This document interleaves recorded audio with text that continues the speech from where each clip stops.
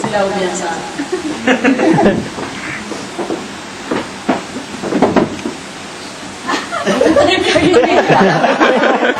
Takot. Nakakatakot yung magsasalita! Bakit bakit?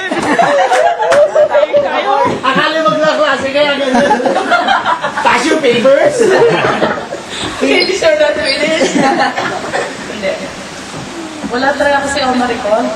Grabe ka naman. What I remember is, Masyado this is naman the class. Tagalog! Ito yung klase na you're one of the class na who tested my patience.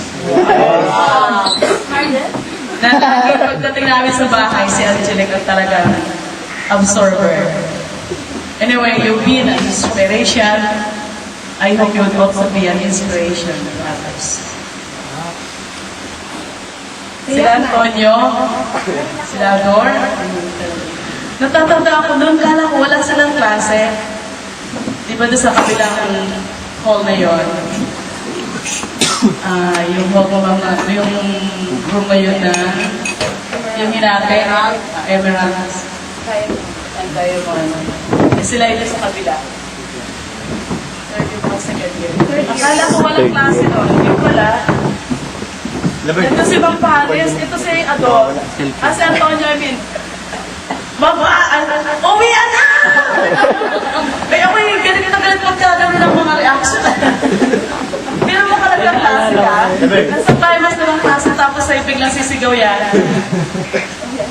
Akala ko walang teacher doon. Pagpapasok ko, pagtingin ko, nandun pala sa mga Paris.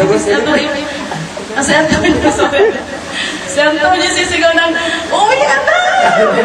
Tapos yung makikita mo, nakahiga talaga siya dyan sa Nahuli sa bangko. Ano talaga siya? Ay, si Pampalas pala yung nag-check security ko naman.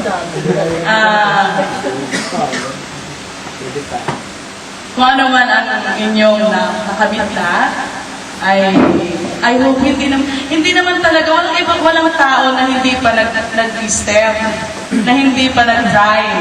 Okay? Siguro lang, kailangan pang i-try. Kung hindi man kayo nag-succeed, you've got to move. Okay? You've got to try.